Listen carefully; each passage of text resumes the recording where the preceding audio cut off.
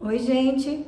Eu sou a Nelore Tolardo, especialista em DP e social aqui pela Nova Era, com mais de 40 anos de atuação em DP e mais de 18 mil alunos treinados. Nós também prestamos consultoria e tem chegado por aqui um assunto que é tributação de IR sobre o abono pecuniário de férias lá do artigo 143 da CLT. Tributa ou não tributa? Por que essa polêmica foi levantada? Porque em dezembro último, dezembro de 2021, a COSIT, da Receita Federal, divulgou uma solução de consulta de número 209, orientando que 1/3 sobre o abono pecuniário de férias é tributável. Então fica aquela dúvida, porque nós estamos aí, vamos lembrar um pouquinho do passado, né, gente? Nós estamos desde 2009 sem tributar o IR sobre o 1/3 do abono pecuniário de férias. E essa orientação até nos pega um pouco de surpresa. Eu mesma sempre respondia que o 1/3 de abono era isento de imposto de renda.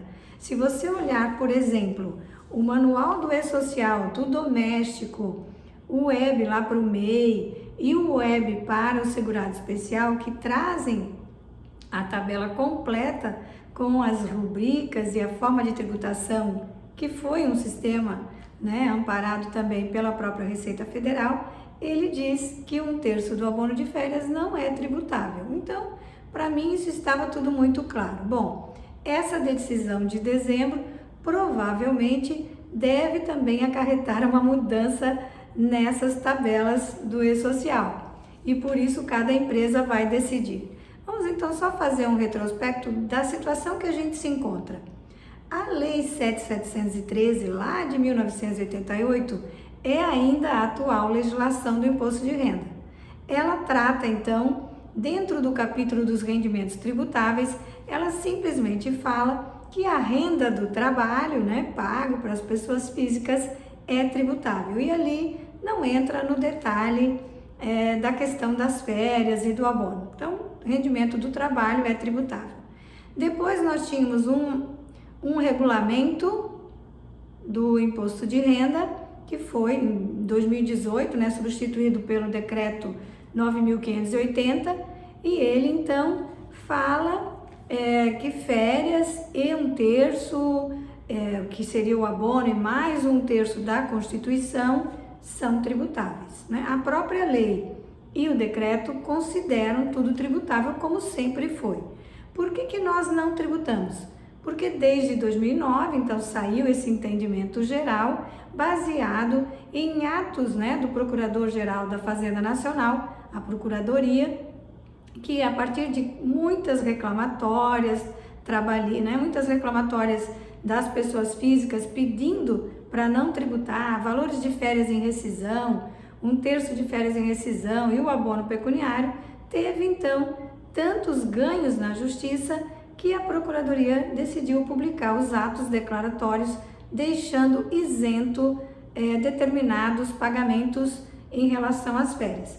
Mas quais são eles? Inclusive estão citados na IN 1500, que é a Instrução Normativa da Receita Federal de 2014, que orienta então a tributação do imposto de renda. E no artigo 62, ela traz esses itens que são considerados dispensados de retenção devido a esses atos declarados pela PGFN, que é a Procuradoria-Geral da Fazenda Nacional. E ali então o que ele cita? Que são os valores das férias pagas em rescisão, vencidas, proporcionais, em dobro, todas isentas de IR, 1/3 das férias pagas em rescisão, também citado, 1/3 lá da Constituição Federal, também num ato declaratório deixa de fazer a retenção, e também o artigo 143 da CLT, que se refere a 1/3, que é o abono pecuniário, o tanto que os trabalhadores podem vender das férias. Nada fala em relação a 1/3 do abono pecuniário, que é lá o direito do artigo 7º da Constituição Federal. Então, com base nisso, essa solução de consulta publicada em dezembro, diz que 1/3 constitucional sobre o abono pecuniário pago ao trabalhador durante o contrato de trabalho é tributável para imposto de renda. Então a gente chega nessa conclusão, tá?